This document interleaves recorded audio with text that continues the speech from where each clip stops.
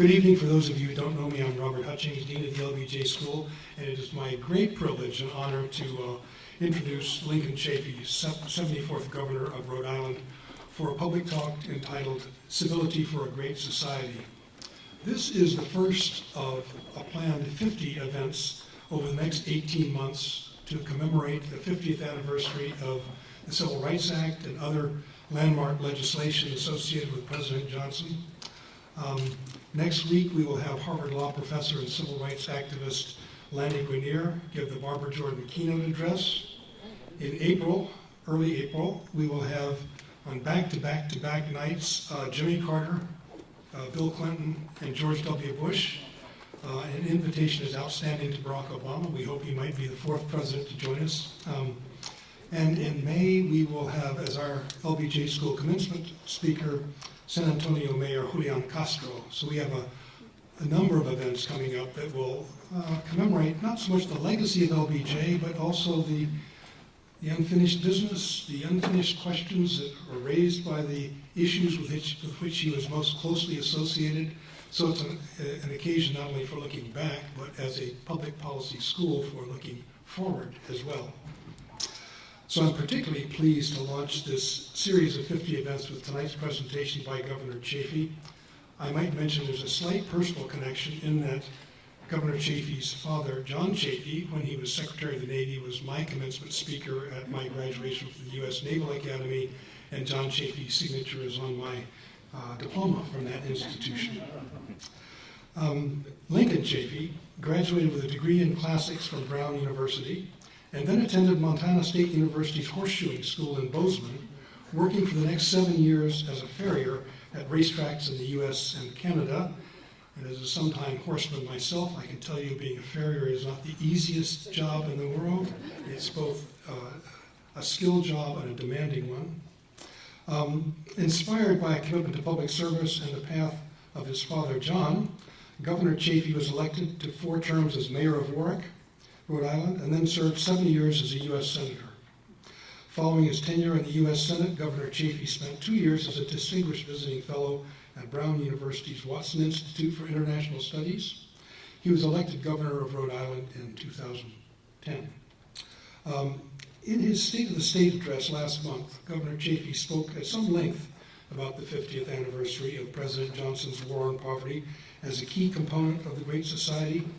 So it's particularly fitting that Governor Chafee join us tonight to speak about civility for a great society. And I might just add that he not only braved the weather on the East Coast to get here this afternoon, but he's taking a 5:30 a.m. flight back tomorrow to do his state's business there. So we're so extremely grateful that you kept your promise to join us tonight. And please join me in welcoming Governor Lincoln Chafee.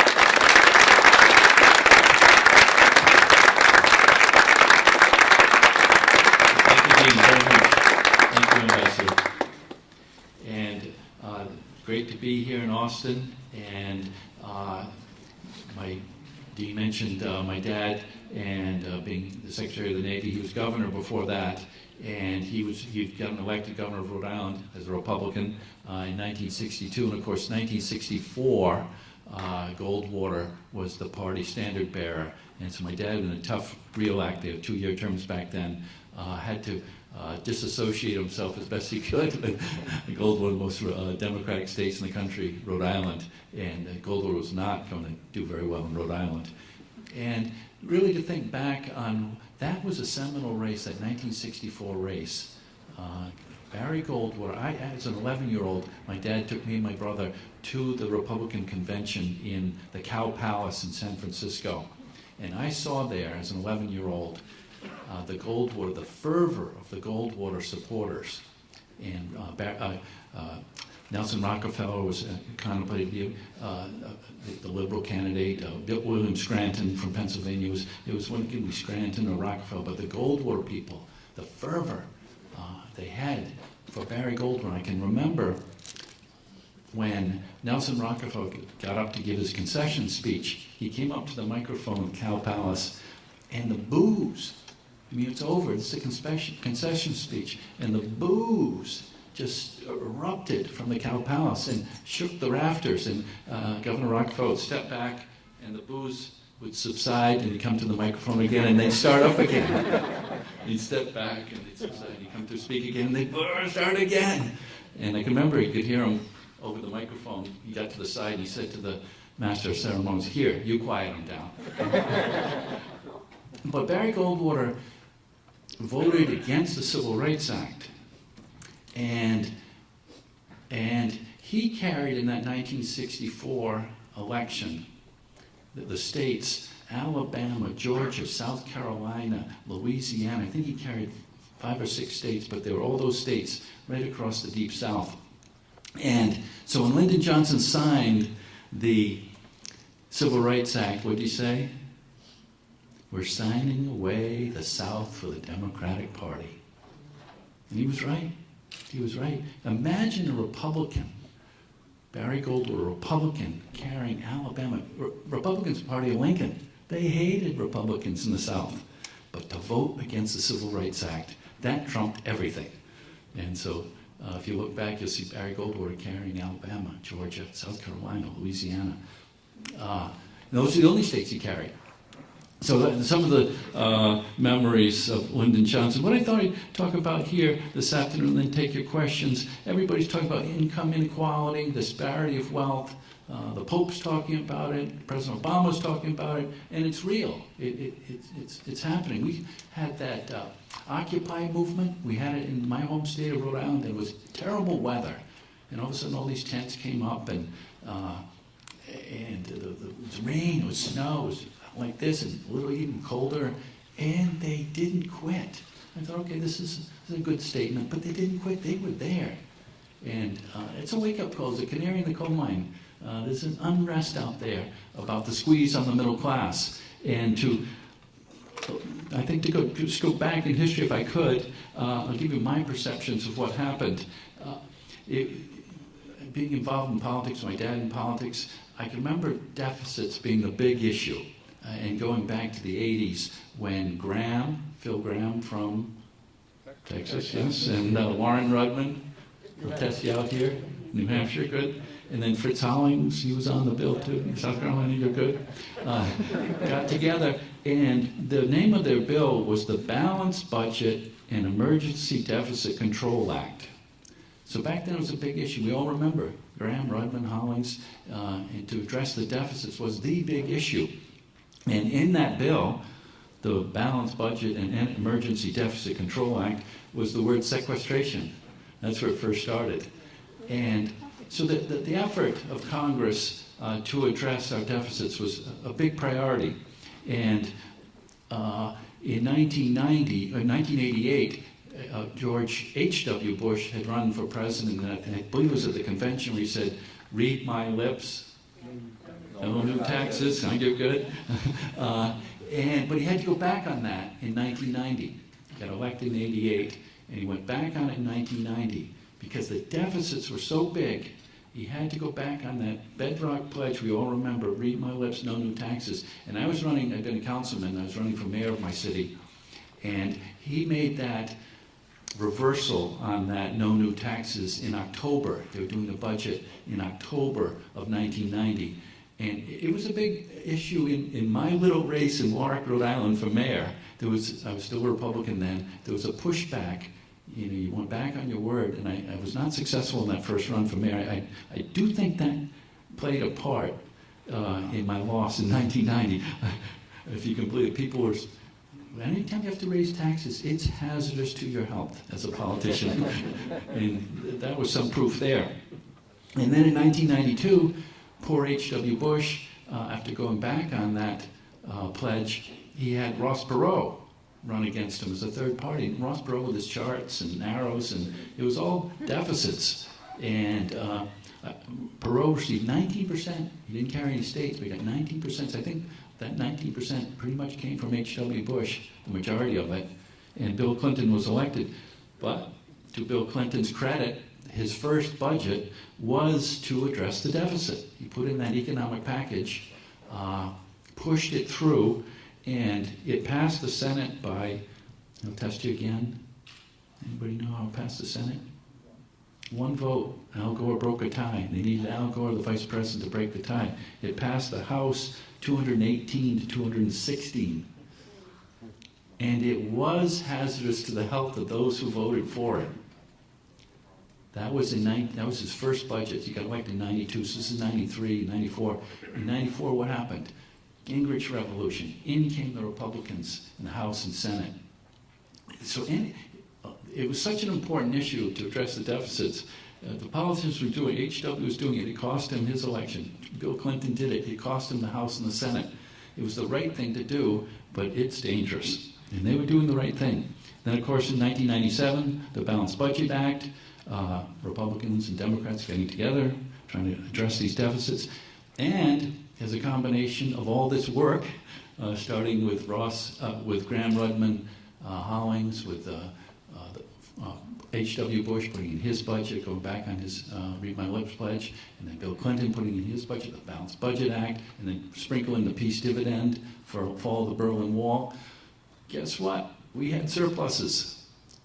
We had surpluses. And in 2000, I'd been appointed to the Senate when my dad died, and the Republican governor appointed me as the Rhode Island law. So I served for a year in 2000, and then I was running on my own right in 2000, traveling all over Rhode Island, as you do when you run for office, speaking to everybody. And the economy was so good, businesses were saying, our biggest problem is finding people. And the wealthy were doing fine, the Clinton taxes on the wealthy. I never heard once from the wealthy people saying, I don't like the economy. I wish it weren't going in the direction it was. Everybody was doing well. So it was a shock when, in 2000, when President W. Bush and Dick Cheney came in and immediately started talking about a $1.6 trillion tax cut. What? We just got surpluses after all that work I just talked about, Graham Rudman, Read My Lips, and losing the House and Senate in 94, and balanced budget, $1.6 trillion. And even some of the leaders, the Senate member Chuck Grassley, Senator Grassley, when I was chairman of the finance, saying we're better off doing these things incrementally. Dennis Hastert was saying, wow, that's awfully big. But in a matter of time, all the Republicans were getting on board. And this is in the first months of 2001. They just got in, and the first thing they were doing, this is before September 11th, is ram through this $1.6 trillion tax cut. And the senator from Georgia, Zell Miller, was a Democrat, one few remaining Democrats from the South. President Johnson had been prophetic. They were slowly being, but he was still one of those more right-leaning Democrats from Georgia, and he was supporting the $1.6 trillion tax cut. It was a 50-50 Senate. I was against it, so it was still still stayed 50-50 with the vice president breaking the tie. And we had vote after vote of amendments to change it, and everybody stuck to their party affiliations. Me going with the Democrats, Zell Miller going with the Republicans, until a Harkin amendment. Senator Harkin from Iowa offered an amendment. He was going to take some of the money from the tax cut and put it to Amtrak, I forget exactly what, or to education or something, and lower the $1.6 trillion tax cut to $1.25 trillion.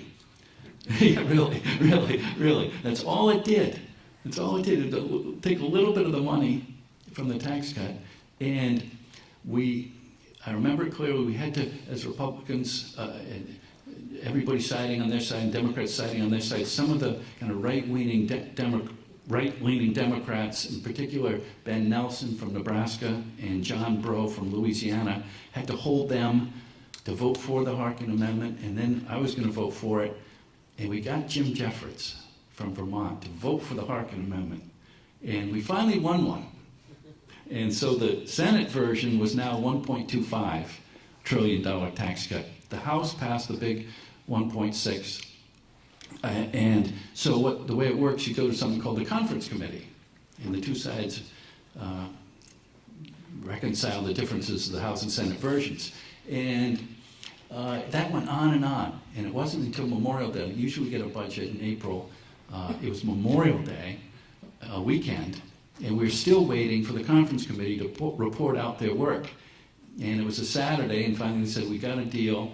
It's going to be we split the difference, I think it's 1.35, but we're going to sunset the tax cuts.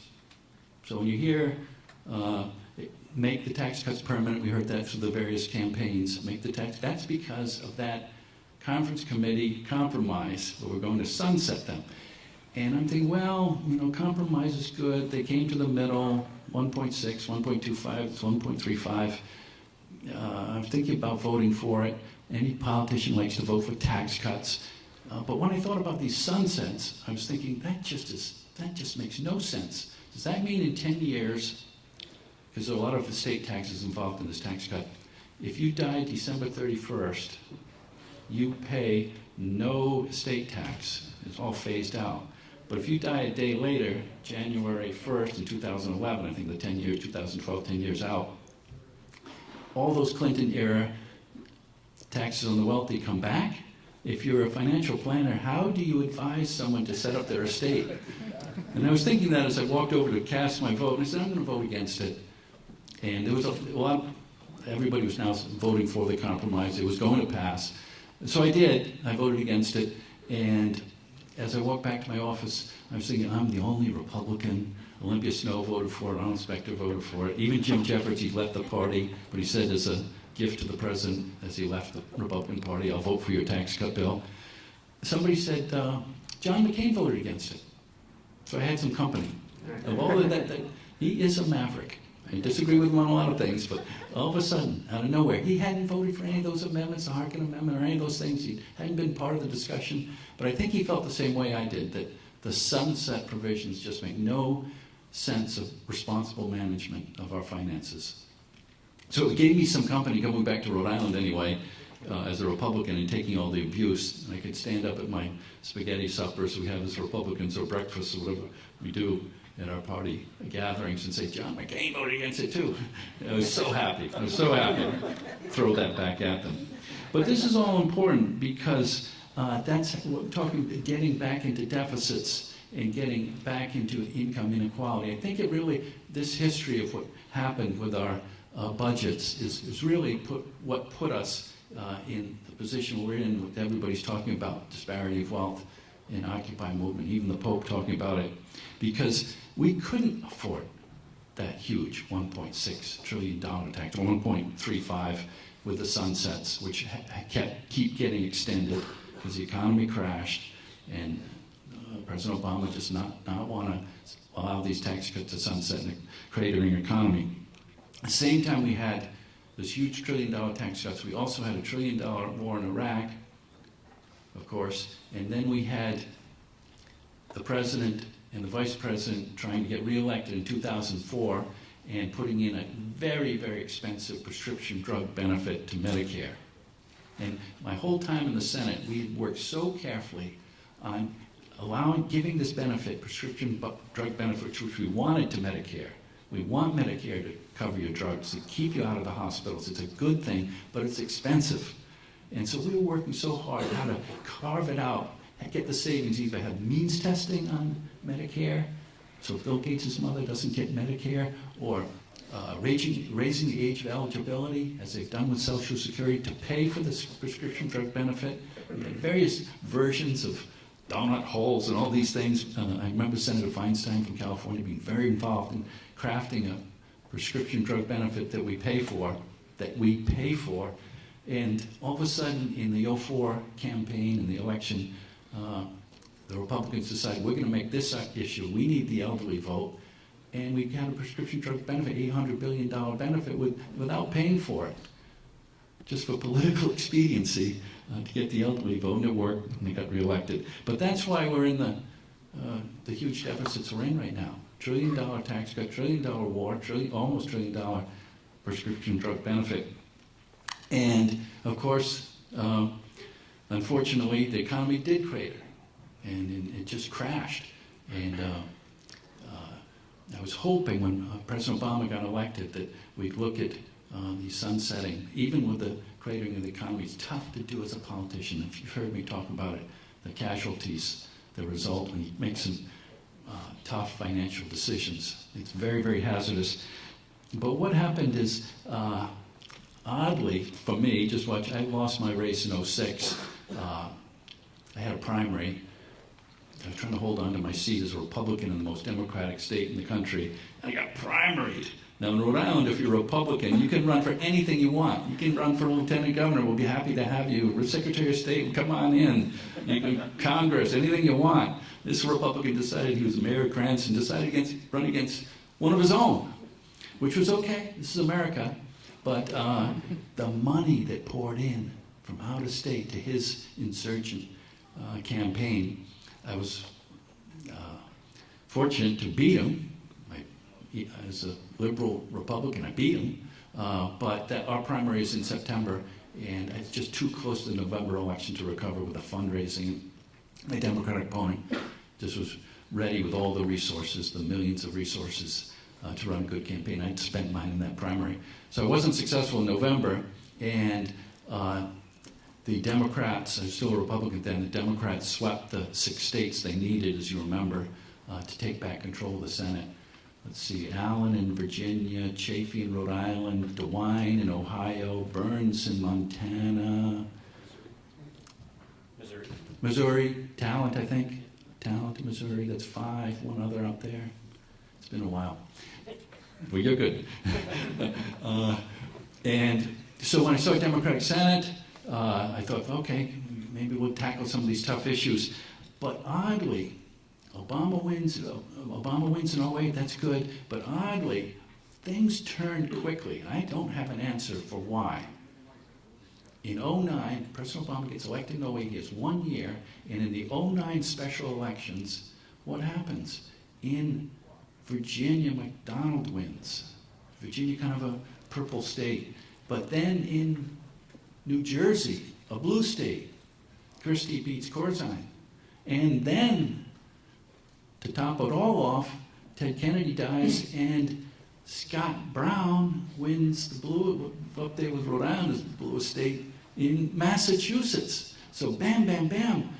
You're thinking the momentum is coming against this agenda that's gotten us into wars and deficits.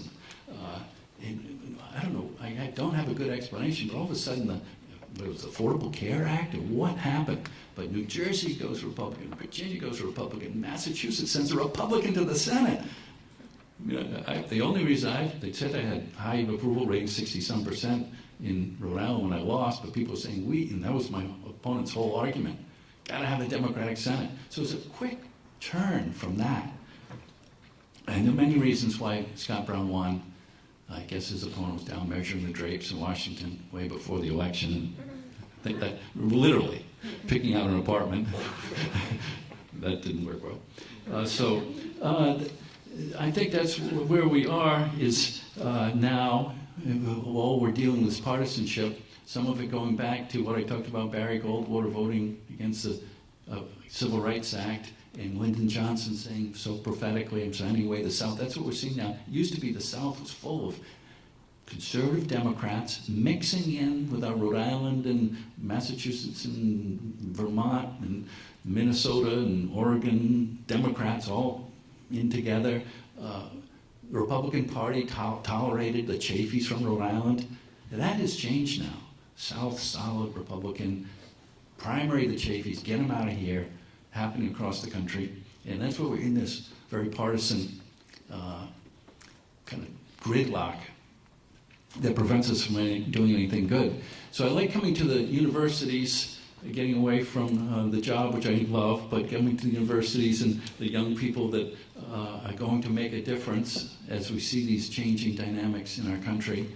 And I know as I travel to the different campuses, they love to be involved in these issues and to make a difference. And I think that's the biggest one we have right now to address our income inequality and our disparity of wealth. And President Johnson, he went through the Depression. He came of age, I think he was in his 20s in the Depression, and he knew that the answer was a strong middle class. And so that's why we have Head Starts, that's why we have the Pell Grants and working with Senator Pell from Rhode Island and all the programs that built the middle class, investing in our higher education across our state universities across the country. That's what made America great, that strong middle class, and it's under assault right now, under siege. We know that. The Occupy movement was a little glimpse of that we had better address this. And I do think it's in our tax structure. The wealthy are doing just fine. They can pay their fair share. Bill Clinton proved it. He put in that tax package on the wealthy. It worked. The economy flourished for a number of reasons, and the wealthy did just fine. And so sometimes they had to drag them kicking and screaming, this is going to be good for you. But it works. It's in their best interest to have a strong middle class. I'll end before I take some questions. There was one article just recently, the middle class is steadily eroding. Just ask the business world. In Manhattan, the upscale clothing retailer Barney's will replace the bankrupt discounter Loehmann's, whose Chelsea store closes in a few weeks. Across the country, Olive Garden and Red Lobster restaurants are struggling, while fine dining chains like Capital Grille are thriving. So, for those that say, bunk, the middle class is still strong as ever, just ask the business world. They'll tell you the opposite. So we have a lot of work to do. Look forward to working with you to keep America the greatest country in the world. Thank you.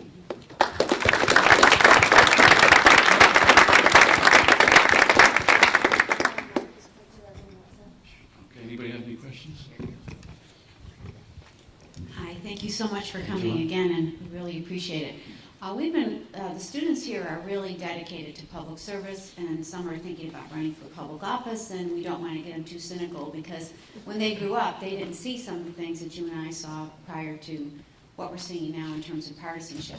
So one of the things we were thinking about, we identified 3 things that we thought were really important and had an impact, and I'd just like to get your reaction to those. One was the way we redistrict, where we have more homogeneous districts, so when a member goes back to his or her district, they don't have to accommodate opposing positions. They're pretty unilateral. Talk to the choir. Right.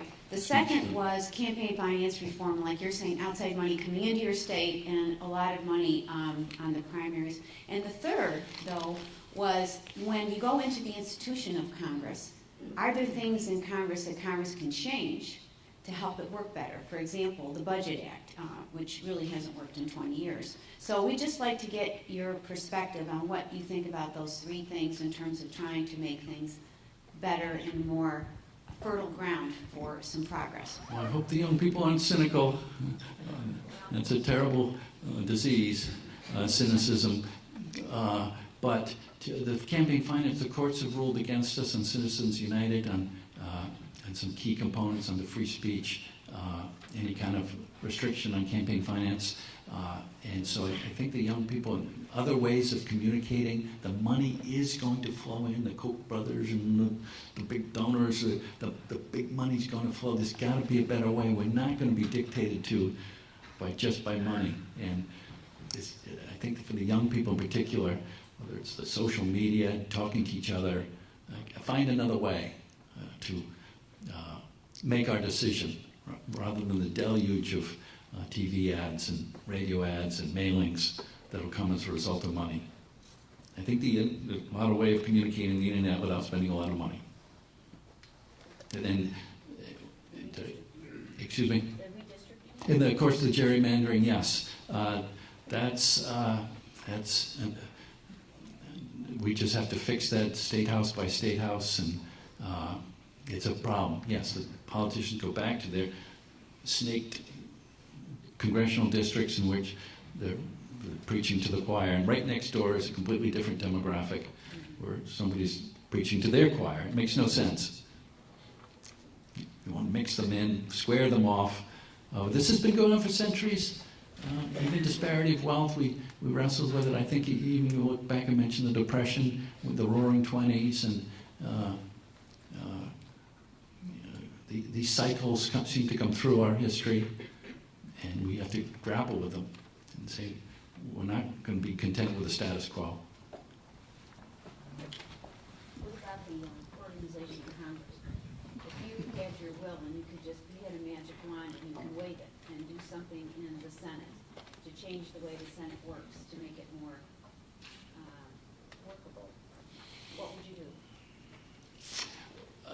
Strom Thurmond used to say when jet travel came in, the Senate changed because everybody would go back to their districts. It used to be you just couldn't get back to Nevada or Oklahoma or Texas or even Wisconsin. You just couldn't on a weekend. But with jet travel on Friday, kapoof, everybody's gone. Instead of having the barbecue, we're stuck here in 90-degree Washington in May, June, July. Come on over, we'll have some barbecue and gin and tonics, and it was different. But that's the reality. Everybody you want to be seen in your home district. And so if I could wave a magic wand, it would probably be two things: that people stuck around and socialized more, get to know each other more. We tried when I was there. And the other would be, it's a big magic wand, but I was surprised that my colleagues in the Senate valued that membership in the Senate, that exclusive club membership, as they called it, more than what's best for our country. Who cares? There's many good things you can do in the world. These people stay in the Senate. And they make the decisions based on their keeping that membership card. I don't think term limits is a good idea. The institutional knowledge is good, but man, oh man, it's not worth. I know from my Republican colleagues when I was a Republican, they'd come into the caucus and say, what's happening is not right, and then turn around and go walk out the door and say the opposite to the media. I can remember it clearly. These are big decisions we're making for the future of the country on deficits and on international quagmires. Welcome to Austin, Governor. I wanted to ask you spoke eloquently about budget responsibility. It's my sense we're getting an increasing fraction of Americans who are benefiting from federal programs. As this number approaches 50%, is that something that should be of concern to us? Well, you evaluate your every tax dollar carefully and evaluate whether it's working. And what I'm submitting to you is that the Great Society and it did work. The strong middle class is what every community wants, every country around the world. You want a good middle class. And yes, you want to evaluate it. Is the food stamp program working? Can we improve it? I would say the best investments you can always make are in education. And the Head Start program, the wealthy are going to go to pre-K. They're going to learn how to read and write a little bit before you get into kindergarten and first grade. The Head Start program helped everybody else have that advantage. And then on the other side, Pell Grants. The wealthy are going to afford the tuitions. They're going to go to the other universities. Pell Grants kind of leveled it off. You always want to evaluate every tax dollar you're spending. You keep your taxes low. You want to do that. But if they're working, let's invest in them and not cut them, especially in education. GI Bill, Pell Grants, these are great investments, I think. What made America great. Governor, I was actually excited you were coming here because I wanted to ask you a question about Rhode Island, if that's okay. Of course. The civil rights are now defined in a lot of different ways, and one of the civil rights that people talk about is the right to medical care, and the big fight that we've had over the Affordable Health Care Bill. And a lot of folks are talking about how if Washington can't solve things, a lot of the states, for better or for worse, since they're now one-party states, are innovating in terms of policy, Democratic states and Republican states. I've read a lot about what's going on in Rhode Island in terms of medical health care reform proposals, specifically the Rhode Island Primary Care Trust, and I'm curious where that sits and what it looks like, and what we can learn about it from Texas. We're doing well with our implementation of the Affordable Care Act. We're one of the nation's leaders, and Kentucky's doing very well. My perspective was that it wasn't working, the status quo wasn't working. Let's try this, and we'll learn from our mistakes. It's not going to be perfect, but let's put all our energies into this new initiative. And we did. And we got a great team in our state, a diverse group to implement it and get the rollout. And we were pretty much glitch-free. We've had one of the highest in the country, percentage of signups. We're still, as the director says, it's a low bar compared to all the other states. We're doing well compared to the other states. We're still, we need more small businesses, more healthy people to sign up. So we still have our challenges, but it's going to take time. And I'd like to say to the critics, did you like the way it was when I was mayor, and even in the early years as governor, our Blue Cross and our healthcare costs were going up 12%. That was a huge cost to pass on to the taxpayers. And every company dealing with it. But I know from my personal experience, 12%, next year 15%, it's escalating. Well, let's try something different. And we've got a great team in Rhode Island. So, I know that there's still a lot of work to be done, but we're fully committed. And I think that's 90% of success, is being committed to the program. Hi, what do you think the most productive and healthy way for young people to get involved in politics is? Well, come to these events. That's a good start.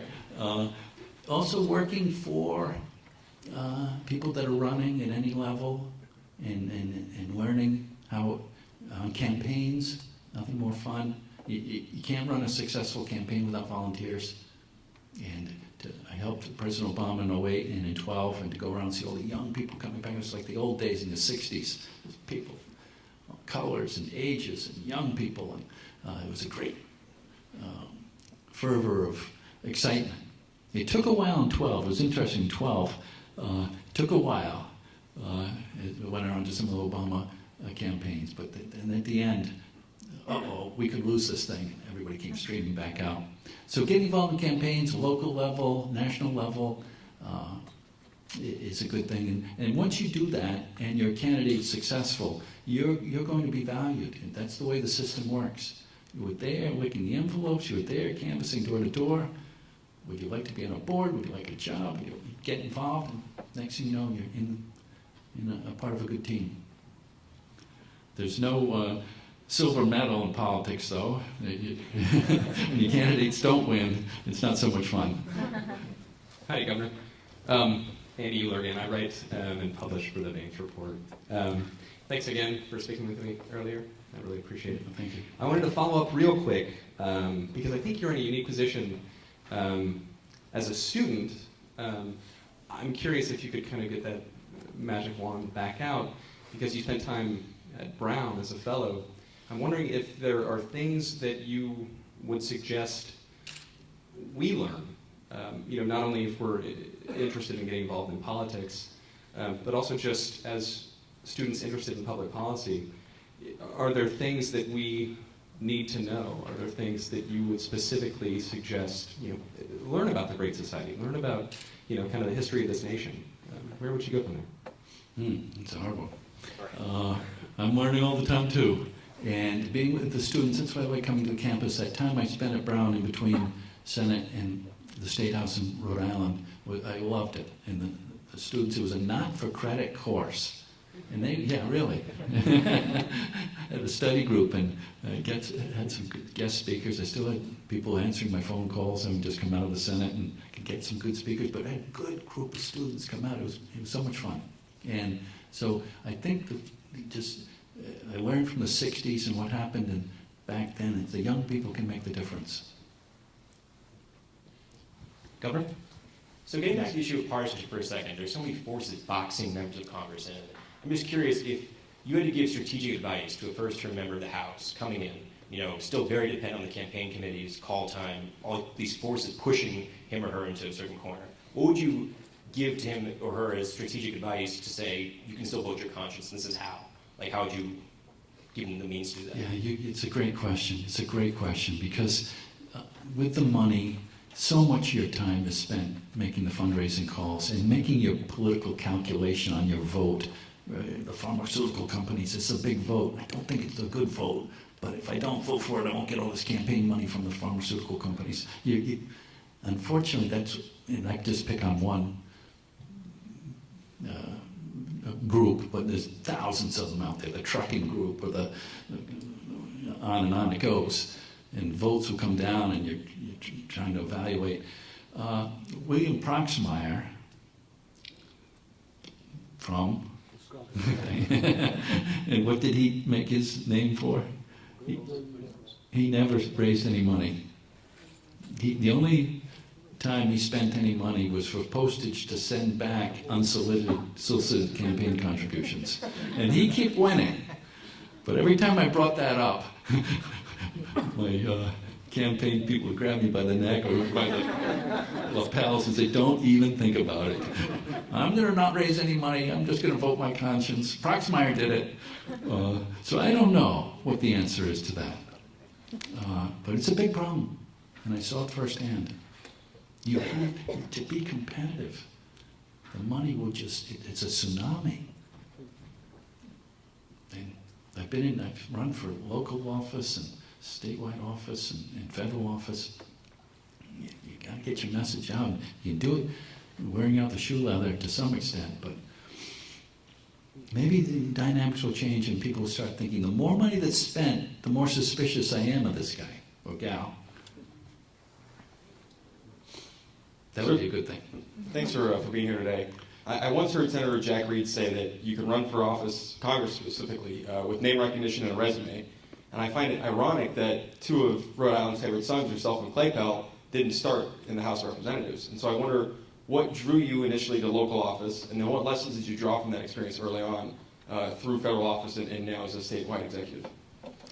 A good question. I had, as the ambassador said, worked on the horse racetrack after college, and I loved it, traveling around the country. And then I came back to Rhode Island, and I got another job. I got off the track and got another job, and it wasn't as satisfying as my time on the track. And so I saw that the council race was coming up, and so my dad's in politics, and maybe that'll give me some of the satisfaction I got out of my time on the track, and that's why I started at the local level. Just I saw there was an incumbent, and nobody was running against him, and put my name out there. And I think that's the best. When people ask me advice in running for office, I always say, see if you like it. Run for a local office or state rep. See if you like it. And I did like it, so I stuck at it. I loved it. I'm obviously not one of the young people you were hoping to inspire. I'm interested in your view of something which perplexes me. If you go back to the 30s, when there was a lot of unemployment, there was a bonus army. It marched down Washington, tried to get its point across. Now, after extended unemployment expired, I've not heard of a single person affected by that showing up in Washington, being visible in any way.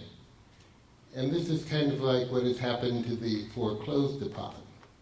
They tend to slink away one by one. What has changed in the country, do you think? That may be true. We're not seeing the marches on Washington, but that Occupy movement again, that was, I don't know about here, if you saw it here, but in Rhode Island, they hunkered right down. They took over a park in our downtown area. The weather was terrible, and they stayed and stayed. It was a mix of what motivated these people to do this, and it was all over the country. So maybe it's a different form of protest out there than marching on Washington. And I don't know if that was a one-off, if you will, the Occupy. I don't think so. I think there's a growing frustration in the country and among the population. Working hard, I can't get ahead. And meanwhile, the wealthy, it used to be to drive, if you're wealthy, you get to fly first class. And now you have your own fleet of jets. It's out of whack. And these social programs that have proven to work are under attack.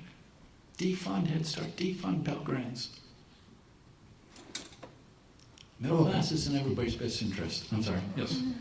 Hello, thank you for coming. Can I speak about kind of when you were able to vote against party lines? Like, what were some of the things that drove you to do that, and what was the leadership?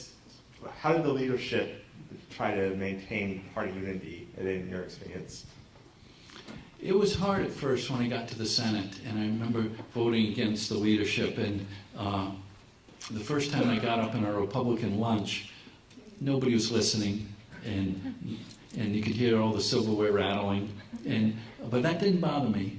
I wanted to make my point to why I'm voting for this minimum wage increase, even though the party was saying, don't vote for it.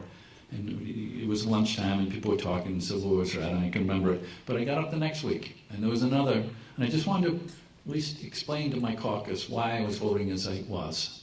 And it wasn't easy to stand up and to do that, but I did it over and over again, and eventually the silverware stopped rattling. And the colleagues in the Republican were saying, here goes Link again. And there got to be some respect, I think. I worked at it and I earned it. And even in my primary, Bill Frist was the first to call me when I won. Yeah, good going, Link. So it's sometimes, as Mao Zedong would say, it's the first step, it's the hardest one. The first time you stand up and nobody's paying attention, you kind of feel humiliated. But you do it again and again, and then you get the respect, and I think I did that in the caucus. Okay. Oh, thanks. I get the last question? Wonderful. I want to come back to the Occupy movement because we sort of lament cycle after cycle. Things are not, there's a free-floating anxiety around the country, but there always seems to be some snake oil salesman coming along. We have one in this state, but if it weren't him, it would be someone else really selling something that even the person offering the medicine knows is bogus. But the public keeps lapping it up. So one of the problems with the Occupy movement, I think, was that it reflected some free-floating anger, anxiety, but there was no crystallizing message. So I see, sort of, as you do, sort of faint signs that people are a little fed up with a government that it's not that the government can't work, it's the government's not allowed to work, and that I keep thinking there's going to be someone somewhere who comes along and catalyzes a message around which people can rally. And Occupy hasn't done that so far. Do you see the outlines of such a message, and what might it be? My perspective has always been the young people. I hate to keep going back to it, but that's what I grew up with, watching the young people make the statement. And they did for Obama in 08. It was a little bit more muted in 12. I think they were feeling maybe not quite as fulfilled in their excitement for his presidency. But they came out in the end. I saw them come out again. So I think that's really the key. It's a great experience here at UT campus, and I think around the campuses of the country, that's always been where the energy ignites, I think. Well, Governor, thank you so much for joining us. And the title of your talk included the word civility, and I don't think there's a more civilized, in the best sense of the term, public figure that I can think of. So thank you so much for joining us, and thank all of you for your attention.